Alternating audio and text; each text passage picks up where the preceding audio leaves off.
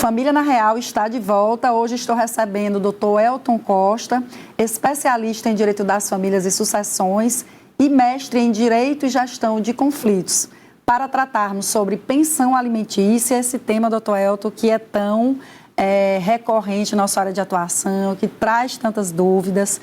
Como a gente viu, tem muitos detalhes que envolvem esse tema. E nós vamos conversar agora sobre, talvez, a maior dor e a maior dificuldade, tanto para quem paga, como para quem recebe a pensão, como para o profissional que atua também nesse tema, que é o tema de execução de alimentos. Então, eu queria que você falasse um pouco o que pode acontecer com aquele papai ou aquela mamãe que deve alimentos por uma decisão judicial, como a gente colocou, ou através de uma homologação de acordo, e não paga, atrasa o pagamento dessa pensão. Perfeito, Rosa. E aí, como você bem pontuou, é um assunto sempre importante, sempre atual, não deixa de ser necessário esse diálogo. Tá?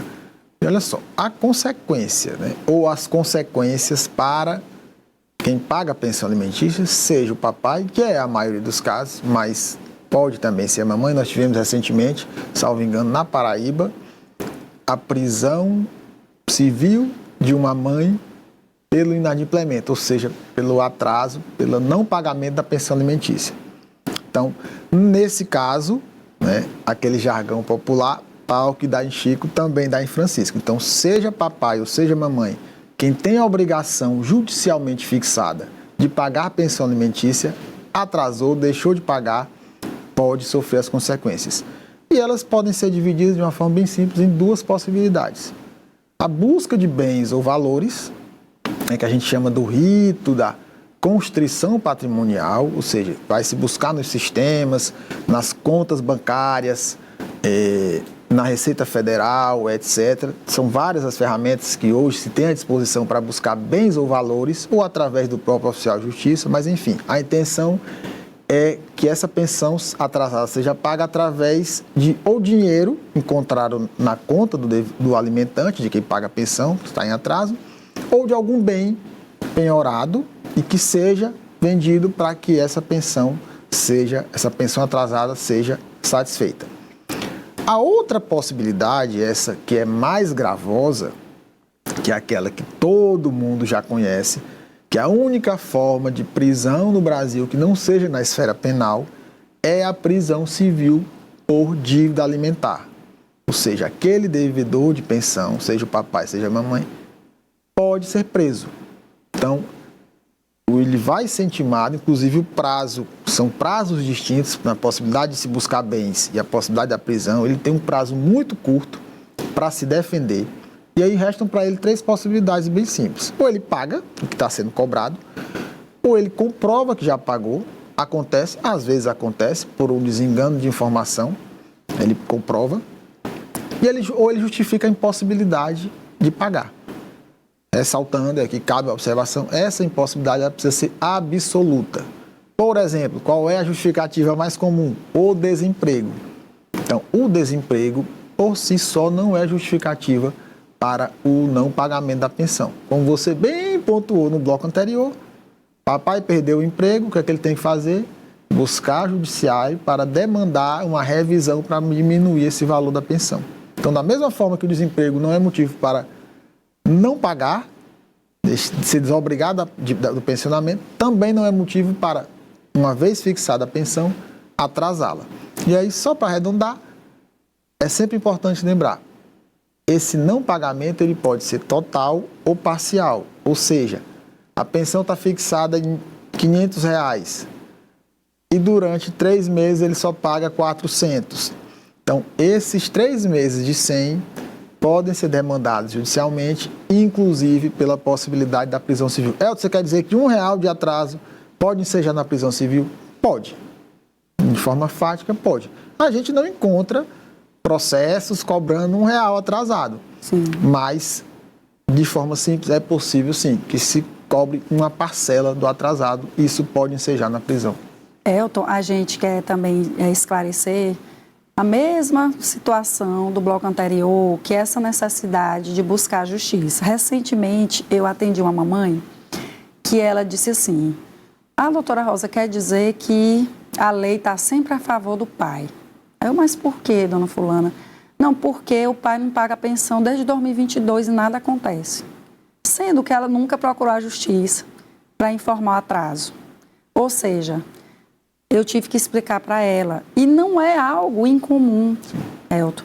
Por isso é que é importante você, papai, você, mamãe, que tem um processo na justiça, acompanhe mensalmente esse processo, seja na defensoria, seja com seu advogado, para tirar todas as dúvidas. Se você recebe um mandato do juiz para comparecer, para participar de uma audiência, para informar o endereço, para responder um processo, uma ação, para apresentar uma contestação, no caso que o doutor falou do rito da prisão, para apresentar uma justificativa, procure imediatamente um advogado especialista ou a defensoria, se você não puder custear o advogado e as custas, honorários do processo. Por quê? Porque o juiz, ele não tem ainda esse dom de adivinhar.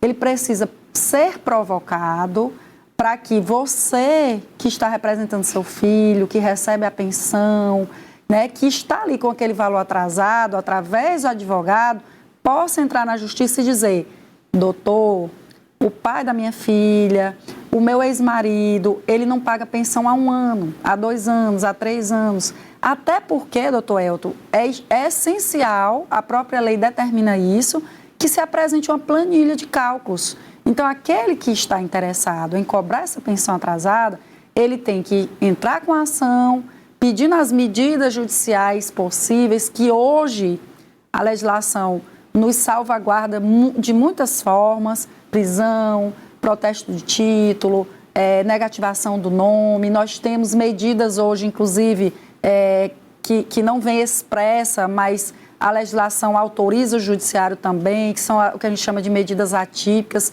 que é até ali a suspensão de uma carteira de motorista, do passaporte, do cartão de crédito. São muitas medidas hoje que o judiciário pode se valer para obrigar esse devedor a pagar a pensão. Mas é preciso que exista a ação na justiça. É isso, doutor? Perfeito. É preciso que o judiciário, como você bem pontuou, seja cutucado, se manifeste em cima de um pedido. A gente vem falando até agora, papai, mamãe, né? Pensão para filho, pago pelo pai, pago pela mãe. Aí eu queria saber, é possível, na ausência ou em que situação, se for possível, cobrar pensão dos avós, aquele chamada, se é que existe, né? E como é que a gente pode pleitear isso aí? Elton, é uma pergunta importante, porque meio que já existe também um mito sobre isso na cabeça, principalmente ali da mamãe que representa a criança, que é ainda a pessoa que recebe mais pensão. Ela sempre diz: doutora, pois o pai não está pagando, eu vou pedir para a avó, porque a avó recebe mais, a avó tem uma aposentadoria, a avó vive de forma confortável, tem bens, mas não é bem assim, doutor Elton. E aí vem aqui o nosso maior objetivo aqui do Família, que a nossa intenção é trazer essa informação de forma completa, segura, com convidados como o doutor Elton, né, qualificados, capacitados, que têm uma experiência grande na prática, que é dizer: olha, você não pode, de forma automática, incluir os avós, que é o que a gente chama de alimentos avoengos até agora, né, pelo menos. Então, a lei, ela também traz requisitos para essa inclusão dos avós. Inclusive, a gente fala isso em muito tempo, quando a gente dá uma aula sobre isso. É um tema bastante rico, que tem muitos detalhes, mas que aqui, como a gente falou no início, a gente quer trazer de uma forma geral. Então, a jurisprudência, ela autoriza ali que o avô ou a avó seja incluído de forma subsidiária e complementar. Ou seja, aquele interessado em incluir os avós, ele primeiro precisa comprovar, através do seu advogado ou defensor, que o pai não vem pagando ou que o pai não tem condição de pagar, né, de alguma forma. Ou seja, essa impossibilidade do pai, ela tem que ser provada para que você inclua os avós. Os avós, eles podem ser demandados para pagar tanto a pensão de forma integral como parcial. Então, exemplo, um devedor contumaz, como a gente diz em nossa área de atuação, que é aquele que atrasa sempre o pagamento da pensão. Então, esse devedor vai chegar um momento que ele já apresentou defesa, ele já descumpriu um acordo, 2 acordos e continua com a pensão atrasada. Então, nesse momento, o interessado pode dizer, doutora, está mais do que comprovado que ele ou não pode pagar ou não quer pagar. Então, nesse caso, nós vamos atrás dos avós. É só o avô paterno ou materno daquele que paga a pensão? Não. A lei diz, olha, todos ali poderão ser demandados e poderão integrar o processo, integrar a lide. Então, tanto os avós, até da mãe, né, os pais da mãe, os pais do pai poderão ser demandados e dividir até esse percentual de forma igualitária. Então, são muitas regras que envolvem os alimentos avoengos. Mas o importante é a gente saber, não é, doutor Elton? E aí você pode compartilhar conosco alguma experiência, mas que você pode demandar, existe essa necessidade de comprovação da impossibilidade do pai e a questão dos avós também é importante que eles possam também analisar a possibilidade dos avós, né? Então, a gente já está se encaminhando aqui para o final do nosso programa. São muitos temas importantes em relação à pensão, mas você queria falar alguma coisa sobre os avós? Isso, eu queria pontuar em relação aos alimentos avoengos, que uma possibilidade de se buscar diretamente os avós, pulando a necessidade de buscar o pai, por exemplo, é no caso de falecimento. Isso. E aí, uma dúvida que surge, o pai preso, eu posso buscar direto os avós? Há um entendimento atual de que, primeiro precisa comprovar se esse pai preso não ofere nenhuma renda, como, por exemplo, um auxílio assistencial pelo fato de estar preso, ou se ele gera renda mesmo preso. Então, primeiro precisa se esgotar o fato de só ser pai estar preso não vai pular a necessidade de demandá-lo. Excelente. Então, hoje, mais uma vez, nós consideramos um dos temas mais delicados do direito das famílias. A pensão alimentícia representa, para quem recebe, muito mais do que um valor mensal. Ela representa dignidade, sustento, reconhecimento e cuidado. Nós, como profissionais que atuamos na área e que vivemos essa realidade na prática, conseguimos mostrar que há caminhos jurídicos, instrumentos legais e, principalmente, responsabilidades para aquele que deve pagar a pensão. O nosso desejo é que as informações compartilhadas aqui sirvam de orientação, proteção e esperança para muitas famílias.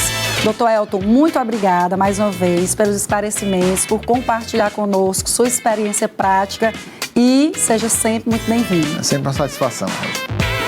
E lembre-se, no coração de cada família existe uma história a ser contada. Cuide bem das suas relações. Até o próximo programa.